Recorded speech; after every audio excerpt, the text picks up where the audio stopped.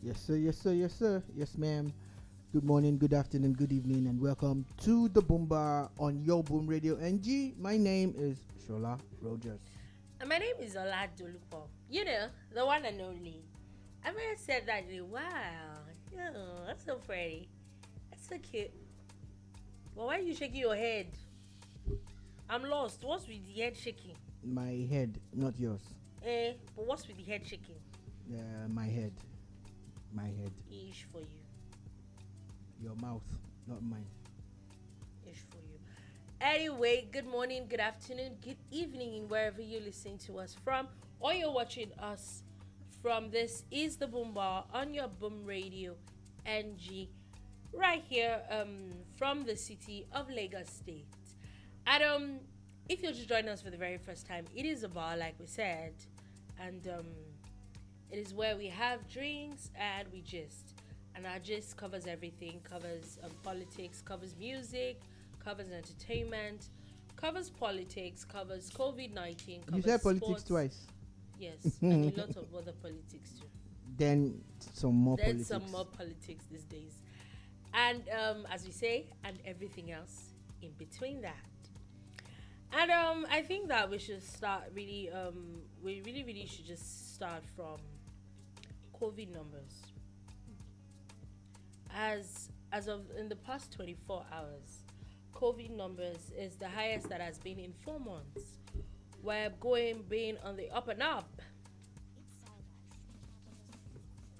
400 plus, right? Yeah, 404 in the past 24 hours. And these were regular numbers.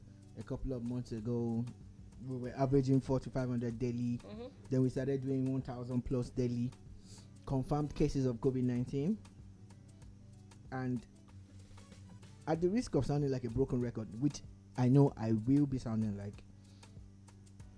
I like to plead to everybody, Nigerians, non-Nigerians, all around the globe. The ability to kick COVID-19 out lies in our hands, literally in our hands. Yeah, it's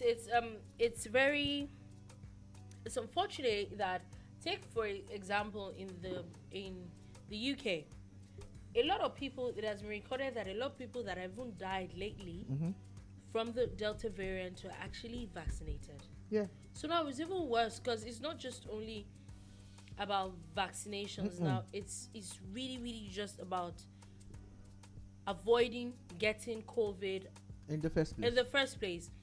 And talking about COVID, there's some news that popped up today as the United States of America is said that it's shipping 4 million COVID-19 vaccine doses to Nigeria. Oh, I thought you said Kenya too. Yeah, and 5.66 million to South Africa. All right, this is welcome news. This is good news. But you see, it looks like getting the vaccines might be a big problem. The real problem I see with us as Nigerians Is not being able to even people don't to- even want to get vaccinated. Yeah, we saw how the numbers of the people that got the first dose compared to the people that got second dose. Remember the day that we're going to get a vaccine where a woman was asking how she could get the card without even getting the vaccine. Yeah, she just wanted to travel, And I'm like, and that's what a lot of people are people doing. really realize that people have died. A lot of people have died. A lot of people are falling ill, almost died with this COVID, and it doesn't look like it's going anywhere anytime soon. But we just don't seem to just care. And that's the problem. People don't care. But for those who care, please continue to stay safe. Observe the basic protocols. They're very easy things that you can do. Wear a mask in public places. Wash your hands regularly. Sanitize. Try to keep that distance between you and the next man. And above all, avoid mass gatherings. Avoid mass gatherings. Tell me about it. We're back. We're literally. But everybody wants to do O1 Bear. Everybody wants to have a concert. Every church wants to be packed.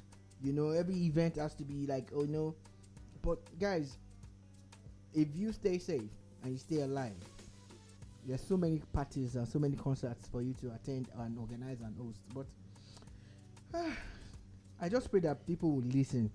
We hope so. We really hope I really hope that people will listen. Because so let's move on quickly from COVID. As the courts were also busy today, as we heard earlier today that the judgment that was supposed to seal the fate of Governor Akeredolu, whether he was going to be governor, it was still going to be governor, it was going to be sacked, was going to be, the judgment was going to be passed today by the Supreme Court. And of course, that we know that when it comes to the Supreme Court judgment, it's final, and it's also not just one person. There is always a number of Supreme Court judges that actually sit on a case. It's just not one person at the end of the day. And now the results are out, or the judgment is out, as he has finally narrowly escaped being sacked today. As out of 7 judges, 4 judges actually signed up for him as the winner of the elections. Yeah. It's the kind of result that the winner would not care about the number of judges. Because at every stage of this judicial journey between the governor of Ondo State, Governor Akeredolu, and the PDP candidate, he's always come out victorious until they took the case to the Supreme Court. And like, of course, we all know that they need to have a quorum of judges to sit on a case. That's how the Supreme Court works. It's not one judge calling the shots. It's a quorum. They have a group. The thing is, so whether you got 4 or you got 7 doesn't really matter. Bottom line for him is that he's got the mandate from the people, and it has been reaffirmed by the highest court in the land. However, that is not enough for him to go sit on his oars and say, you know what, I'm the man. It's actually for him to look at the campaign promises he made and fulfill them. It's high time Nigerians actually started getting the real dividends of democracy. The governance that you actually vote for. That, or that put people, politics aside. People that voted for. Yeah, put politics aside and let's have governance. Now that there's no more distractions, he's not going to come for a third time. He's a second time governor. Whatever is left in the last, he has almost 4 years to go, because the elections. He was sworn in sometime in February or March or so. Yes. So he has about 4 years to go. Yeah, he still has about 3 years and a few months. Yeah, he has about 4 years to go. So he has a lot of work to do. Yeah, so has a lot of work. And one of the things that he has to deliver on is the coastal road that he promised to connect Ondo State to Lagos State via the water lines, the coast. This is one of the things that I think he has to really bring to fruition. That thing will cut travel time from Ondo to Lagos by 2 to 3 hours. Okay. So, still talking about court cases. A few or no, let me go to governors. Still talking about governors, yeah? Okay. Yesterday there was a very shocking news as how a former governor of Imo State is not the governor that was sacked. No. Ikedimo Hakim was governor years ago. Which one was sacked? That was what's his name now? The guy there now is Opus Odima. The other governor was definitely not Ikedi. I can't remember his name. Okay. I'll search for it now. But Ikedimo Hakim was governor years ago. I remember when he was governor. Now according to story, so he actually became governor in 2007. Sorry, my bad. It was years ago. As Mr. Ikedi Ohakim has joined the APC. Yeah, that news broke last night. Yeah. And when he made it official and everything, and of course the same thing has happened over and over again. You actually have people crossing carpets from both sides. Yeah. But it looks like there's a wave now, and there are more people joining the APC than there are people joining the PDP from the APC or any other party. It's something that the APC guys will celebrate and say, oh yeah, we have a big gun, joining us and all of that. That's if you're APC. On the part of PDP, they will rule their loss, but I know that they will play politics with it and say, well, it really wasn't relevant anymore and blah blah blah. But at this rate, I'm going to speak broken. Okay. Now who go remain? Who will be left with the opposition, yeah? And the truth is that for us to really have good governance, we need a vibrant and I think that opposition. I don't know if it's just, this is just my own opinion, but I feel that PDP is not doing very well as a very good opposition. And I think one of the major reasons is because they had been in power so long, they actually do not know how to be in opposition. Because a lot of times I'm like, I'm not a politician. I'm like, there are a lot of things that you can hit these people with. But then it's like, well, they're all these birds of the same feather. I'm like, how do you people do the things that you do? I feel that the PDP, maybe your explanation might be soft landing for them, but they actually owe it to Nigeria as a country to play the opposition game properly and see if they can get back into government. You get? Because now everybody knows that it's not anybody's property. I remember when they were boasting that they were going to be in government for 50 years. You get? They got 16. 16 is a long time. 16 years in the life of a nation is a long time. Yeah. You get? Then the APC too, some of their members have started boasting, oh, they're still going to be in charge for but you don't understand how these things work. What if Nigerians actually get up in 2023 and say we don't want the APC? We don't want anybody. Or even the PDP self. Yes, you know? yeah. But where are the options? People need to start now and they need to put it out there. I know that Mogalu has been consistent. I'm not saying I'm endorsing him. I'm just saying that he's one of the few that I've seen that after the last elections he has stayed because there. A lot of them, which all the others have disappeared, or they become activists. Yeah, either an activist. Yeah, I think that was a new one after 2019 elections. A lot of politicians suddenly became activists. Yeah. Activism is the next level for them. They must be making a lot of money. Well, I don't know about the money. Maybe they're just fighting for the people. Maybe, just maybe. So the PDP needs to get their act together, and they need to work hard on this opposition game. Yep. I don't see them pulling their weight at all. I'm really not impressed with whatever it is they think they are doing or they have done. Let's be honest. There has to be something that is happening that is moving people out of the PDP. I think it's about projections. It's politics. 2023. So if you go by people in the party, like if you not go working, yeah. On the one hand, some people will say, oh well, look, the government of the day might have the power of incumbency. On the other hand, they might say, oh, the government of the day, they've done some giant strides. We would like to identify with it. A few things that they've done in the area of infrastructure and this and that. On that same vein, 2023 plays out. If you go by the gentleman's agreement that power will rotate between the north and south. Okay, finish. 2023, a lot of people in the southeast would like to cash in on that and say, where is the most likely chance to become president? It's with the APC if it comes to the south. You get? Because the PDP will most likely present a northern candidate.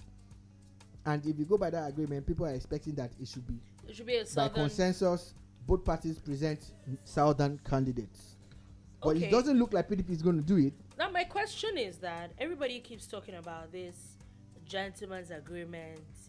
Was this thing ever written down, or was just or was there even ever a conversation? Do you see people write gentleman's agreement down? Or that's what I'm saying. Like, or was it ever was there even ever a conversation, or everybody's just assuming?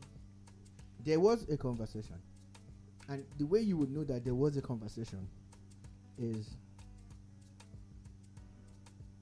the PDP presented a candidate from the southwest, Obasanjo. Yeah. And there was APP. Okay. The APP and the AD presented a candidate from the southwest also. I think that was Not just Olufalaye yes, not just from the south, from the from the southwest. southwest.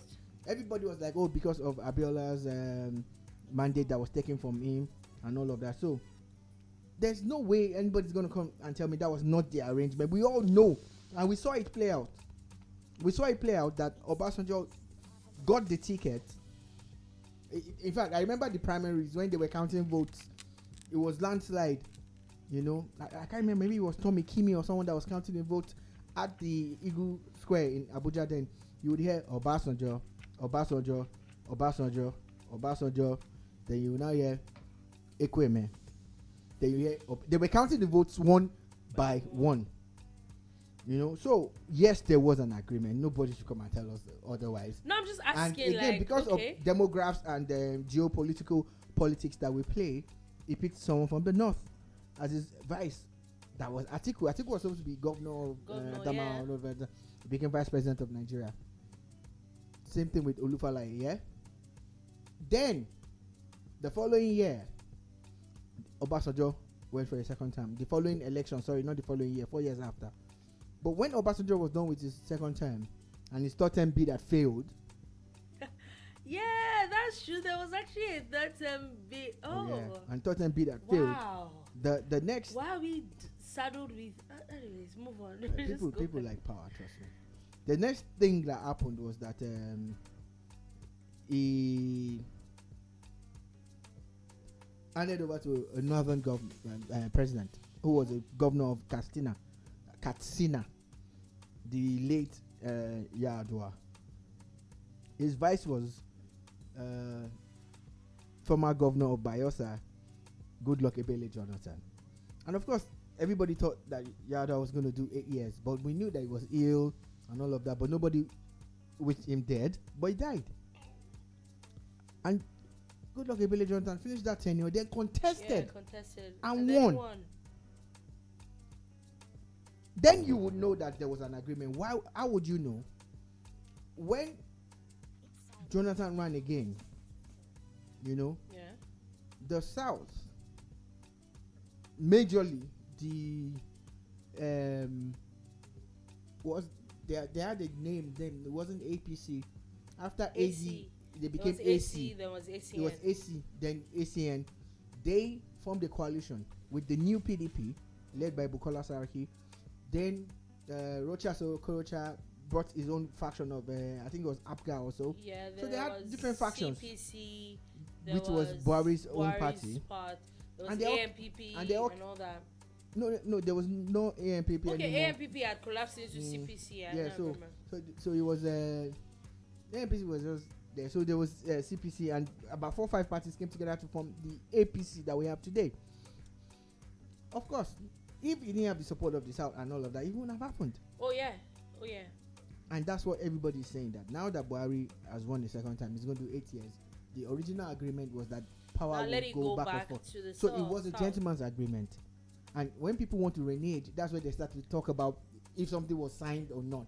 I'm saying, because my problem, that's where my issue goes. We all know that people say these things, and because of that sole reason that you know that people will be people, shouldn't you have signed documents for those things? You can't, because this thing that we're talking about is across parties. Are you going to have a signed document with the AD, the APC? Then it was APP and PDP. Those parties might not exist anymore. Yeah, it's across parties. These are things that were agreed upon. Look, it's the same way. Also, maybe it should be in the constitution. No, it is the same way in Nigeria. If you want to be governor, they check your senatorial district. Yeah. And your deputy will not come from the same senatorial zone. Same way the Speaker of the House if is not. You're a Christian governor, 98% of the time, your deputy will not be a Christian. Yeah. If you're a Muslim governor, vice versa. Then, for men, they're allowed to pick women. And I'm trying to tell you that we look at demographics, we look at gender, we look at religion. Those are the things that culminate But in there's something the called. candidates that you have in I get Nigeria. it, but why can't it now be in our constitution? We know that there's something called the Federal Character Commission, where what we know that what they basically do is to make sure that everybody is involved in it. How from the ministers, they have to make sure that a minister must come from every state. People, INEC, there has to be the commissioners and all must come from, also come from states, and all those things, yeah, and from the army to the navy to the all those parastatals, like they have to make sure these things are divided. So why not incorporate as far as presidents and governors? Why not? Now, one thing that we need to learn about life is to not knock every idea when we hear it the first time, or even the second time. There might be some merit in what you have talked about. People have proposed it before in the past. Yeah. And maybe until they have a sit down and now look at the possibility of making it institutionalized, then can we now say, okay, this is what it takes to be president of Nigeria? Because for if the next there's nothing, 4 8 years, if there's nothing stopping anybody, if there's no but if you know, there's really nothing anybody can do about it. If you take a look at it, for instance, when Goodluck Jonathan was acting president, Yeah. that's the mandate of the North. Yeah. Then he contested and won. That other 4 years, still the mandate of the North. Yeah. So if it had been written like that, he would have been barred, and he would stay as vice. What you're saying is that regardless of what happens to a president, Yeah. the vice cannot become president.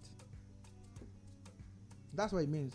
Okay, if they're not from the same tribe, yes. That's They what can't it be means. for the same tribe. In Nigeria, No, that's what that's what it means. I don't know about the future, but the present crop of Nigerian politicians and Nigerians that we have, it's going to be hard to say, my name is Shegun Jaja. I'm running for president, and my vice is Shegun Aboaba. And I'm like, okay, how is that possible? People are going to... Yeah, I get what you're saying. So that's what it means. It's definitely bars, which we know that is what happens all over the world. When something happens, that the reason for a vice president is so that somebody else can. I don't know, but I just feel that at the end of the day, and that's why they stopped at the gentleman's agreement. Really, if it's I get what you're saying perfectly. I'm just saying that once is a gentleman's agreement, there's really nothing anybody could do about it. Well, what will happen is that, say for instance, all the people from the North who were saying, oh, there's no agreement, we don't know about it, we're still going to contest. It's fine, actually. Constitutionally, they have not said anything wrong. But what it means is that you're going to go head to head with the other regions. So every time people talk about, oh, there's X number of people who have X number of votes that they are bringing, remember that no single geopolitical zone can produce a president without the other zones. The way Nigeria is structured. The So, constitution. What do you think you're going to have? Just think about it. Oh my, okay. So I think we should move on from that. We spent quite a number of time on that, as there was something that I saw, which I'm a little surprised. I'm okay. You know what? Let's be honest. I'm not sure I should be surprised by anything that happens with this set of people anymore. But and Ifeanyi Ejiofor, one of the lawyers representing the leader of the indigenous people of Biafra, has alleged that the British government may be complicit in the travels of his client. He said that it seems like there's a connivance between the Nigerian government, the Kenyan government, and the UK. Maybe he has proof, right? And I have a question though. Okay. Isn't it the same UK that they're trying to? So it's not looking like the UK. Is that what they're implying? The first thing that I would like, because honestly, I am not sure about the personnel of the Nnamdi Kanu support staff, is lawyers or non-lawyers. Mhm. But if this person is a spokesperson or a lawyer for Nnamdi Kanu, every utterance you make, is it geared towards making Is he helping him? him achieve his game plan, his ultimate goal, or are you just heaping more pressure or piling on more pressure on Nnamdi Kanu? Maybe this person has proof of what he's saying, or maybe he's just disappointed that British government have not done what everybody has said Everybody will happen. thought they would do. And at times, I think it's down to either a lack of knowledge or too much disinformation, and Okay. people start to take it in. Case in point, some people said that if they could continue protesting from now during NSAS, that if they could protest for I think 30 days 30 or whatever, days, yeah, that the that UN is. and I'm like, are you kidding me? The protest in Hong Kong had gone on for months. For months and nothing happened. You know? It's just, and I heard educated people say this, I'm just gonna keep quiet. and when they kept on saying, I'm like, no, you don't get it. Look, those of you who sound like the ones who are trying to go with the facts and figures and the constitution and the laws of the land and even global best practices, well, you now start to sound like the enemy. So I'm saying, you don't get it. I am not for government, but I am also not for what you're doing. I'm the saying, truth is, let's be realistic. That's I think So- that's the problem with a lot of so people. you hear a lot of we are, things. we are staying in one set of clouds. Oh, that if you protest for 30 days, the UN will do what exactly? How are you kidding me? Are you kidding me? Show me a precedent. As at that time, Yeah. the people in Hong Kong had I protested. protested for months. months and nothing happened. Absolutely nothing happened. Now you see that they started jailing them. Oh, really? Oh, they're treating them like terrorists and stuff now. Oh, they created a new law. Oh my God, look.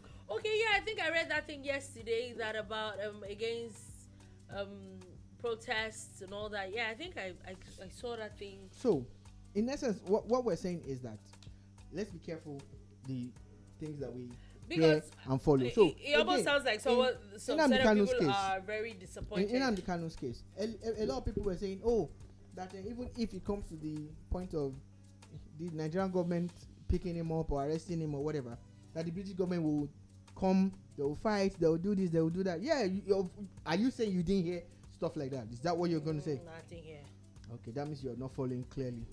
Are you A serious? lot of people will tell you, that's That like, the okay, Briti- why do you think they were saying, oh, that he's a British citizen, that they don't have a right to arrest him? But you didn't hear that Oh, too? I heard that part. Okay. But I'm like, it's also a Nigerian citizen. Which, I saw a report yesterday. I can't remember who it was that was talking about it. About the person was talking about how, as at the time that Nnamdi Kanu was arrested, he was not a Nigerian citizen.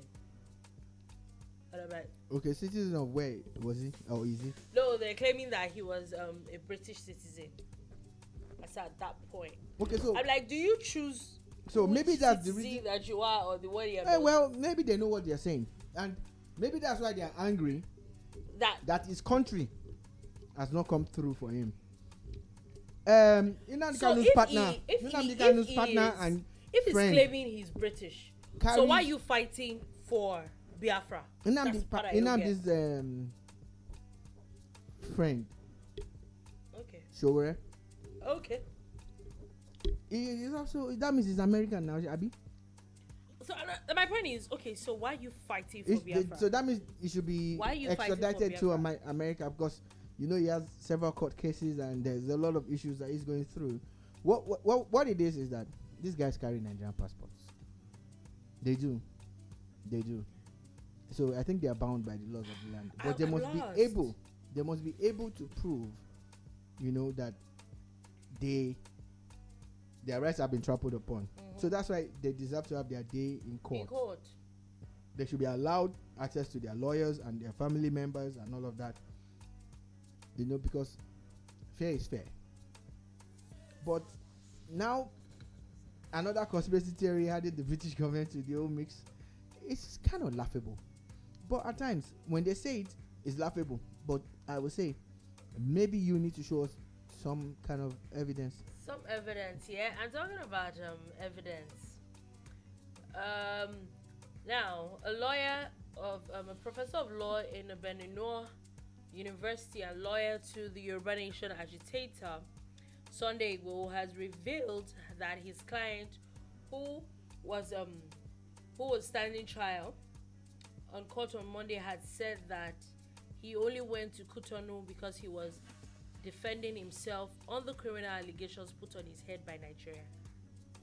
Okay, let me just finish before, because No, go ahead. no, I was trying to, like, there was a few things that popped in my head.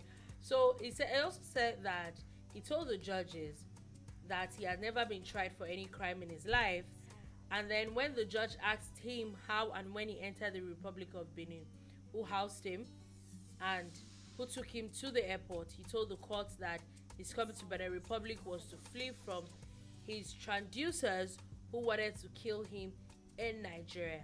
And he also stressed that he spent less than 1 day in Cotonou before attempting to travel to Germany. Okay. So that means Does that answer the question? he doesn't want to reveal whoever. The he question spent says less that than 1 day how and when did you enter? But I think that answers the question. No, how did you enter? When did you enter? You said you were running from. It's not about where you were running from. Okay, it's so about how did you get it. His answer answers the when and who. Who's the who? Nobody. He was there for less than a day, so nobody. So how did he get a passport? And then you answer that one. How did he move around? Those are because it looked to me there's that Uber everywhere now. it looked to me that they There's were Uber now. they were There's probably Airbnb. deviating from. I'm not saying that he's guilty.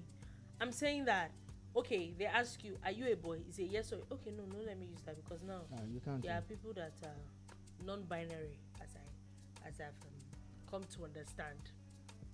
Anyway, so what I'm basically saying is that those questions, it didn't seem like, okay, you're running from your life, you're running from the criminal allegations that was leveled against you. And my question always still remains, if you know for a fact that you are innocent of all these allegations, isn't it better for you to stay put and actually clear yourself of these things? I think that running away just wait makes the whole thing look horrible. let me play the devil's advocate. Yeah.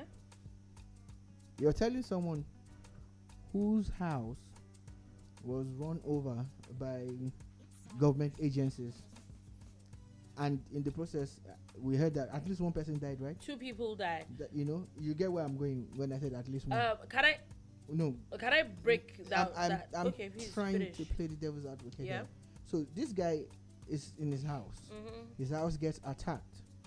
12 people are arrested, 2 are killed. You're expecting that person to be arrested and stay. Okay, can I also ask a question? It will run. The truth is that, yes, everybody says that his house was attacked.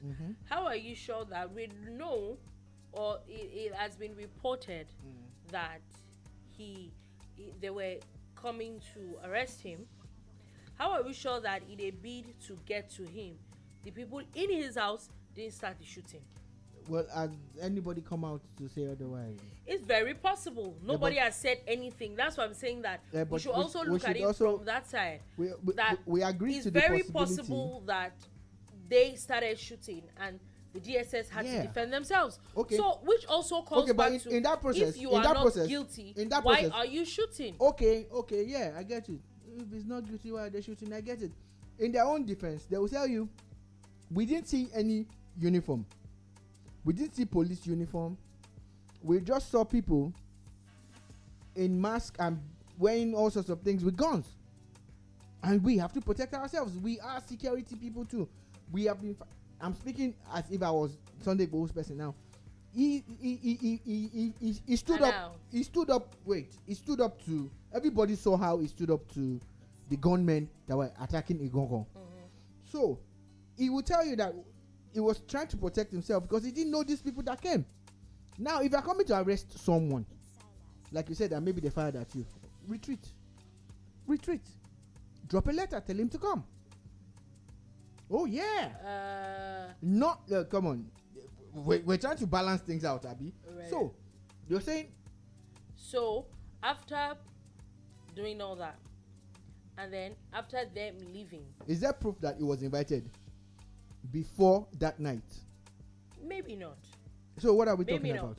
What I'm now saying is that even after all that night, and then they're asked that you should submit yourself to the nearest police station, and the next available thing for you to do is to run. Yes, he that fights and runs away lives to fight another day. He's not fighting now because he's in jail in another country. But he's alive. He's alive. Maybe if he had submitted himself, he would not be dead. Maybe. But he's not. That's just the truth. Maybe what you're saying is 50% correct. He's not.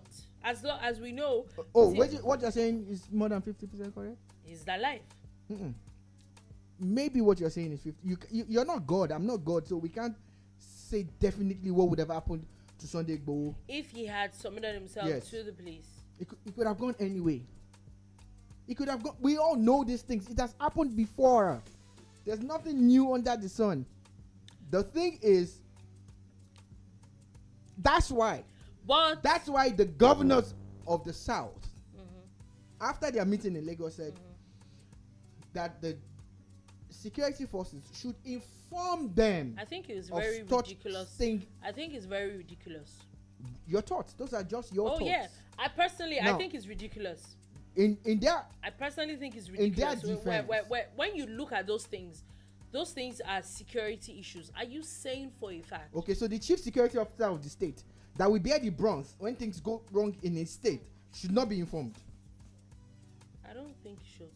Okay. I honestly don't think they should. Okay. If they know about it, yes. But okay, we're coming to. Okay. So what makes it a covert operation, or what's it called? If we're just going to go and get approval from. They didn't say get approval. They're saying that they need to know. So what do they do? I think as the governor of a state, a federal police action is being taken in my state, I should know. I think I should know. Because when things go down and things go wrong, they blame me. People blame the governor. They'll say, it's in your state that this is happening. It's in your state that one is happening. What if there was a backlash? What if Nigerians had come out and said, oh, they were not going to take it anymore, and had led to another breakdown of law and order? So I'm telling you that the reason why the governor said what they said was one of the things that happened with the Sunday Igboho case. Because it's too coincidental for me to think that out of the blue, all the southern governors just came together and said that they should be in the know. I think they should, because they should be part of the security network. Maybe if it's a different situation, but I honestly do not trust any of them enough for you to divulge a lot of information. I do not trust Nigerian politicians enough for you to divulge so much information to them, especially when it comes to security issues. Okay, so that's it. But you trust the entire security fabric? No, I don't. How do you think that stories get leaked?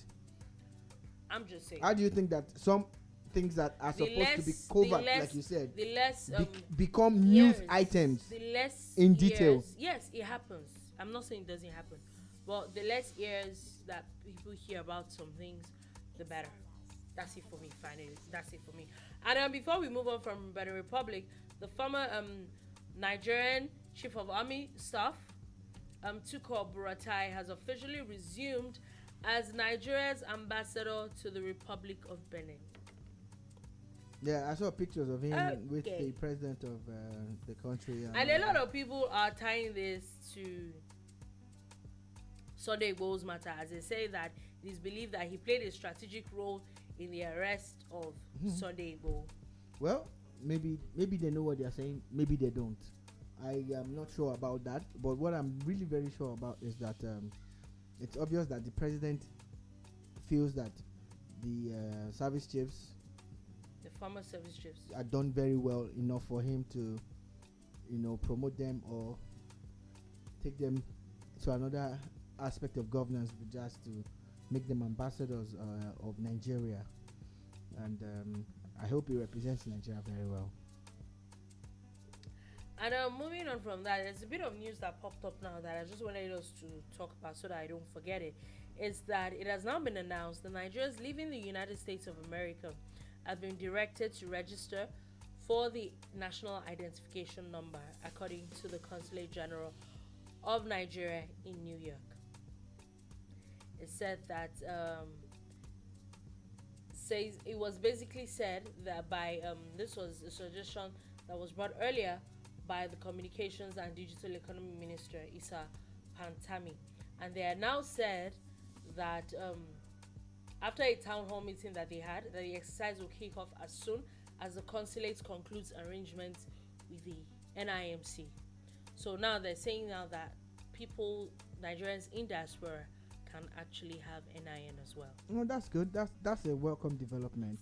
A lot of Nigerians who have relocated abroad still want to do business. Yeah, in Nigeria. we know that the way we're going, you have to have NIN to actually access a lot of things. Yeah, so. they want to do business in Nigeria. They want to invest. They want to do a lot of things. I know a lot of people in diaspora who, send money home and they buy property. They do a lot of things. They do banking transactions. A lot of them have Nigerian bank accounts that they operate from. So the NIN will come in handy for them. And again, it makes it easier for them since it's about people who want to come home or not.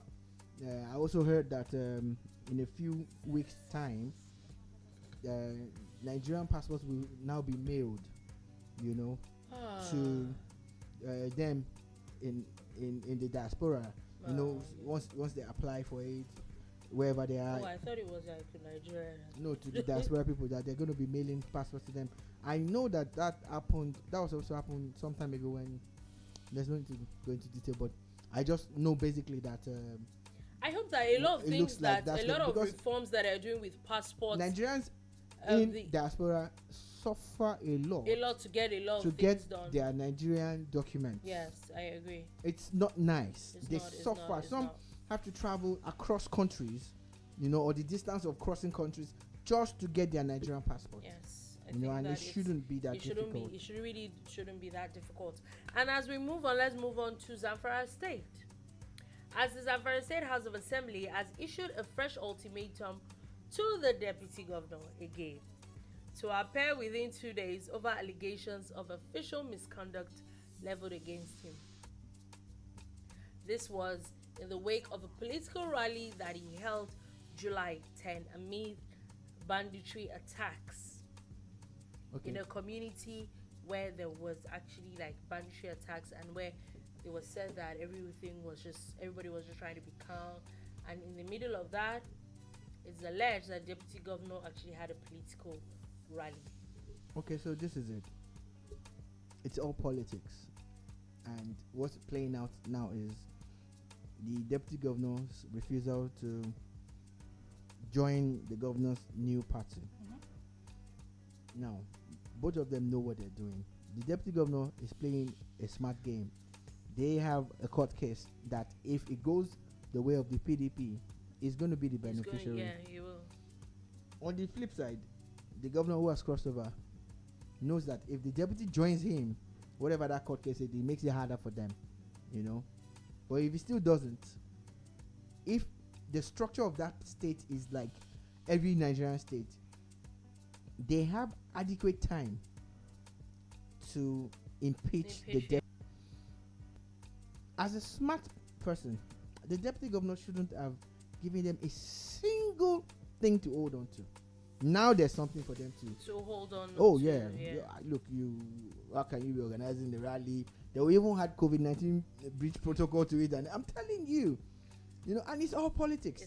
It's all politics. And now I think the governor's game is strong, and the deputy governor might have served into his hands now. The way we do things, yeah.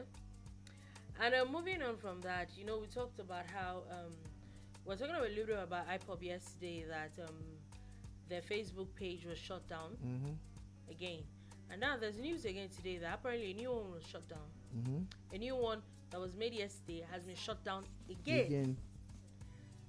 And looks like Facebook has put like a permanent embargo on IPOB for now. Well, like we always say, it's the same energy. You know, the funny thing is, I remember how a lot of people, hip-hop people, non-hip-hop, celebrated some of the clampdowns that Facebook and Twitter did to the president and all of that. Yeah. So it's the same energy. We should give the same energy, yes.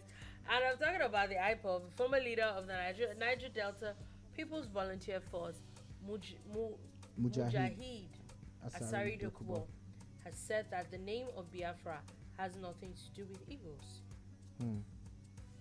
He said that the term Biafra was coined by an Ijo man and was originally proposed by the Ijos and not the Igbos. Historically. Yes, and he's saying that the leader of the indigenous people of Biafra, he actually criticized him wanting to create an Igbo Biafra, but Ijo is Biafra. Okay, well, their issues are well documented. Asai Dokubo and Nnamdi Kanu don't seem to be friends anymore. They don't get along. And I remember how Asai Dokubo had said some things just before Nnamdi Kanu was arrested. You know, it was more or less like poking fun at him and calling him out. And when he got arrested, of course, he's still like laughing at him and everything. So yes, we get it. But historically, funny enough, at times when people say things, we just want to shout, and historically, the man is making sense. He actually broke it down. No, but people don't want to hear this. Yeah, they don't want to hear this. There's There's actually like a story behind it. Yeah, you know the never heard it before until I read this story. It was someone who actually took that name to Ojukwu or something that time, and I heard there was someone from the now South.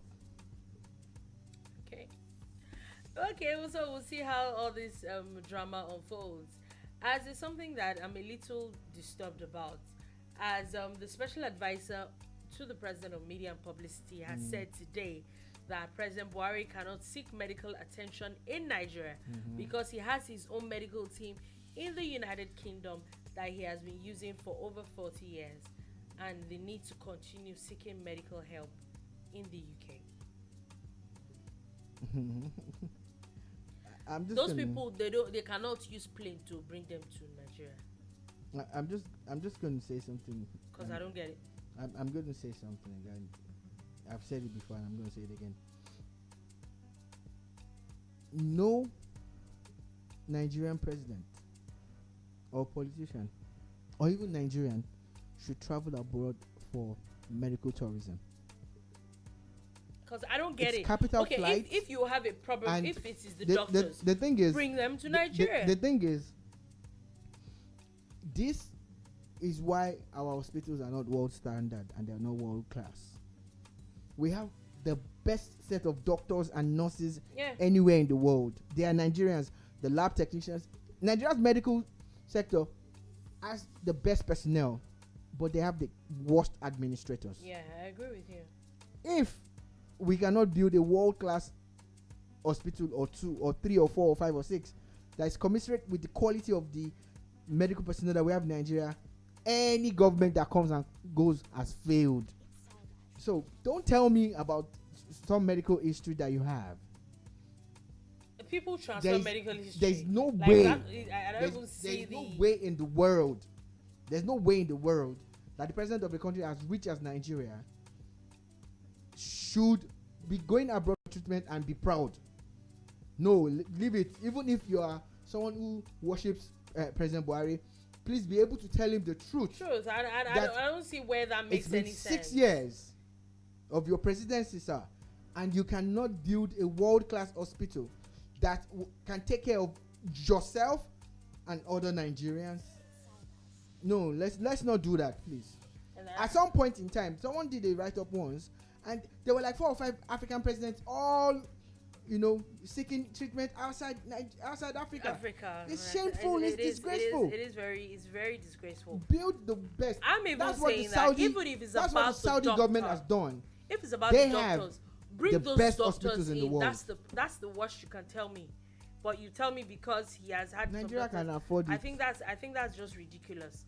Anyway, still moving on from Mukot, there's a very interesting story that I want to talk about as Gwagwalada magistrate court today has sentenced a 32-year-old housewife to 6 months imprisonment for adultery. Okay. I don't get it. What's the story? That's in A woman was sentenced to court for 6 months. She was sentenced to jail yes. for adultery. Yes, 6 months. And that means there's a law against adultery in Nigeria. So what don't you There get? is. What don't you get? If there's no law, they can't just conjecture one now and charge the woman to. So send her to apparently, this prison. is the part that even annoys me the most. Okay. That she's been sentenced to 6 months imprisonment with an option of fine of 5,000 naira. 5,000 naira, really? Maybe she can't afford 5,000. See, this is what Let we us keep help her saying. pay the This 5,000. is Can what we find out This is what we our keep details? saying. Let's Why get our in account the details. world, like why in the world will 6 months in prison be commensurate with 5,000 naira in 2021? You know that our laws are archaic and outdated, and a lot of things need to be jacked up. At least our fine should be like 5 million, Abby. So these things happen, and there's a law but I think she can appeal, right? Because at this point, this is where you expect maybe the NBA or any of these other legal bodies to rise and maybe help her fight her case. Yeah, right. You know, but is it proven that she actually did break the law? Oh, she actually pled guilty to it. So No, I'm pleading guilty. I'm pleading guilty. Might have been under duress. So anything can happen though. But I just hope that she gets real judgment. And if this is the judgment, maybe if is it too late to pay the fine? I don't know. For 5,000 naira. We're not. She's going to prison because of 5,000 naira, right? I'm not. Nobody's Was it saying with she's an not being option? paid. Yes, with an option of 5,000 naira. So it's either she goes. Yes. So anyway, moving on from that, as it has now been, we know as of yesterday that this is the second game of the D Tigers that they've lost. And I'm not sure that Nigeria has won any medal since it started Olympics. This year's Olympics? Yes. No, we've not. No. And I'm not sure it's looking very good. Well, it's not looking good, but it's looking good also. I am expecting that we will get. You can quote me on this. I'm expecting that we'll get a medal from wrestling. Okay. Odunayo Adekore should be able to get Nigeria a medal without putting her under any pressure. In athletics, Ese Brume should be able to get Nigeria a medal. Blessing Okagbare should be able to get Nigeria a medal. You see, they're all women. Did you notice? So you seem to have given up on the basketball. No, let's be honest. Let's be honest with ourselves. These guys have done well. Oh yeah, They have done well, but it's not that easy. It's not. It's really not that easy. When you look at It's it, a the team gap, sport, like and yesterday's match was just 7 points short. Exactly. But at the end of the day, you lost. So it's hard. It's hard, but they've done well, and the World Championship is coming. So if we don't even win the Olympics, if we can keep the same team, the World Championship will work for us. Afro-Basket is coming very soon. A lot of people that never followed Nigerian basketball, they're following now. They're beginning to actually get like a lot of awareness. You see Barack Obama, former president of the US, who has now signed a partnership deal with NBA Africa. So there's a lot of awareness on African basketball, Nigerian basketball and everything. So it's a plus. It's a win for them, even if they've not won anything yet at the Olympics. Okay. I'm not writing them off. I'm just being real. Yeah. And I hope that at least they'll be able to win their next game. The next game, yeah. So finally, before we go, there was news that we talked about yesterday about how a certain person, Baba Joshua, has been in court, and how yesterday they had adjourned the case till August 11th and 12th. But before the case was adjourned, there was news that popped up today that the girl in question actually took the stand yesterday. Yeah. And how she actually testified against him. Yeah. How very gory, a little bit of gory details, and how he had molested her when she was 7 years old, and then came back to molest her again when she was 14. And I'm like, and it's not looking good for him. It's not looking good for him. I didn't think that the girl in question was going to testify, but Well, she's the principal witness now. yeah, but most of the time, because there are minors involved, a lot of times they don't. But with the consent of the parents. Oh yeah, what they none of did that. was that, according to the reports, that every media person and everybody else except the people that were directly involved in the case were asked to leave before the girl actually testified. Well, maybe justice will be served this time. Maybe after a long time, Nigerians will be able to heave a sigh of relief and say hold on to something. that yes, the alleged perpetrator had his day in court.